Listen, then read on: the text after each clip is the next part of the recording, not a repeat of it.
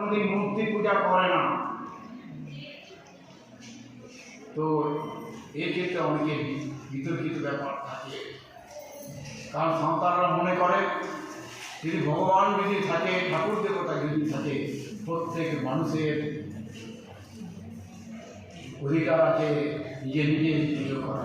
তাই সন্তানরা নিজেরই বাড়িতে পুজো করে, ব্রাহ্মণ পুজো করে না।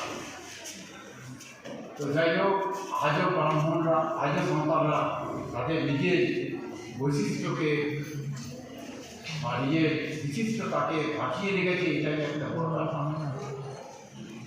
আমার সত্যিই খুবই ভালো লাগছে যে এখানকার মেয়েরা যে সাঁওতালি ভাষায় পড়াশোনা করছে এবং সাঁওতালি ভাষাটাকে বিশেষভাবে গুরুত্ব দিচ্ছে, তারা আরও অনেক এগিয়ে যায়।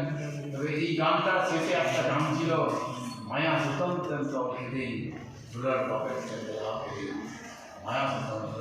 যাই হোক, মানে আমার খুব মনের মতো একটা কথা। আমি আজ থেকে এত বছর, প্রায় 30 বছর আগে নাটকটা লিখেছিলাম।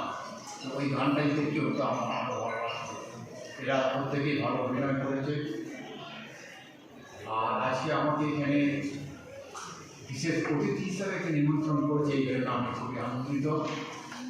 তবে আমাদের ছেলে মেয়েদের এই কথা বলব যে তোমরা কিন্তু এগিয়েছ আজকে সাঁওতালি ভাষা নিয়ে চর্চা করো।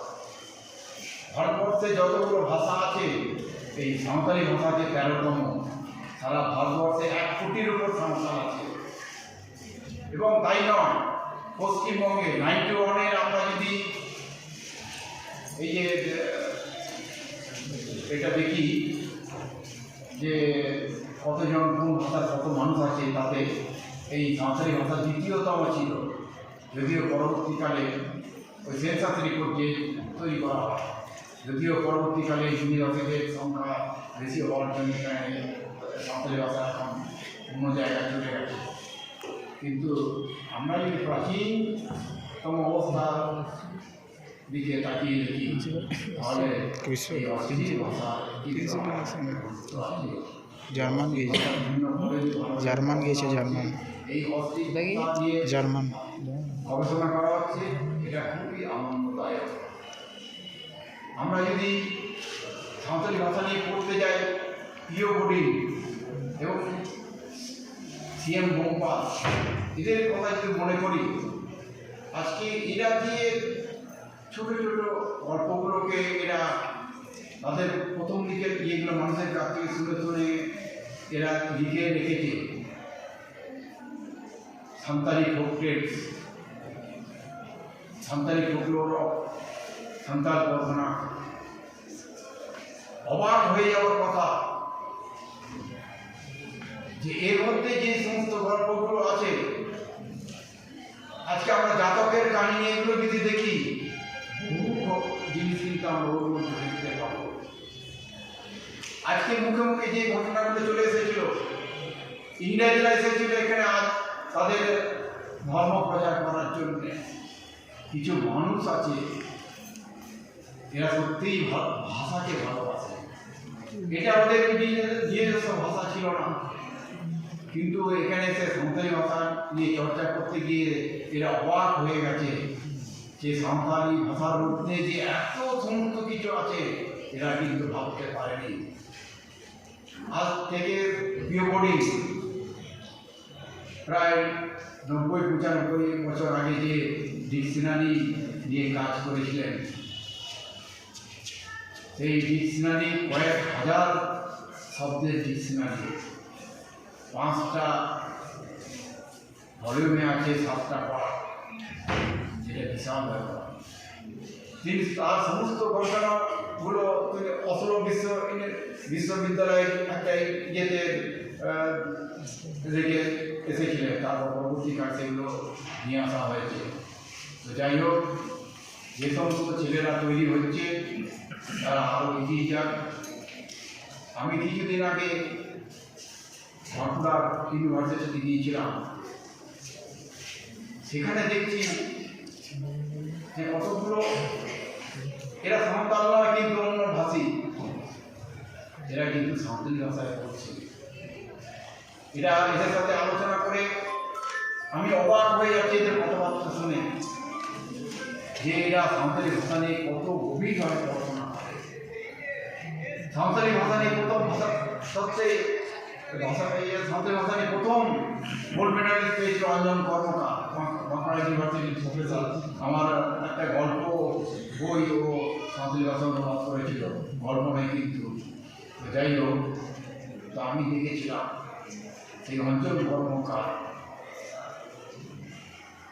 এই সাঁওতালি ভাষাটাকে কত গভীরভাবে ভালোবাসে।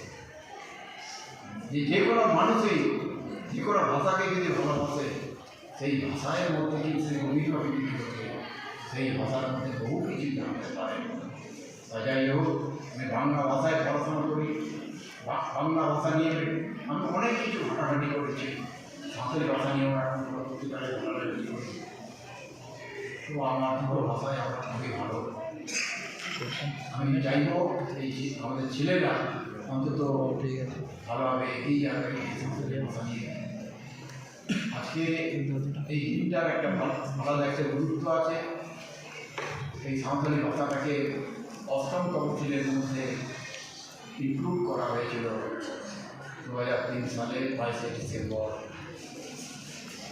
এই যে এটাকে সংযুক্ত করা হলো, ভারতবর্ষে 22টা ভাষা এই অষ্টম তফসিলে সংযুক্ত করা আছে। তো এই 22টা ভাষা নিয়ে সাঁওতালি ভাষা প্রথমেই বলেছি, জনসংখ্যার দিক দিয়ে ভারতবর্ষে সাঁওতালি হচ্ছে 13তম। যাই হোক, আমি হয়তো অনেক কথা গুছিয়ে বলতে পারলাম। আমি আবার বলছি, আমাদের ছেলেরা সবাই এগিয়ে আসুক এই সাঁওতালি ভাষা নিয়ে। আজকের এই যে ভাষা দিবস আমরা বলি, মানে 21শে ফেব্রুয়ারি আন্তর্জাতিক ভাষা দিবস, এটা আমরা সবাই জানি।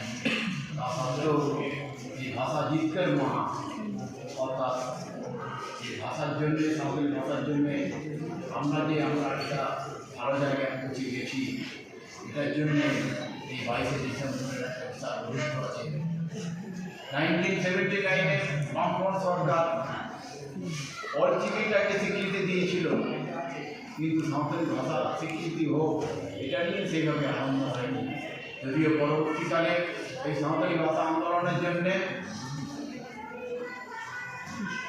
অনেকেই অনেক আন্দোলন করেছেন, এর জন্য আমরা কৃতজ্ঞ। এই সাঁওতালি ভাষাটাকে আমরা আরও এগিয়ে নিয়ে যাব, এই বলে আমার বক্তব্য এখানে শেষ করছি। জয়।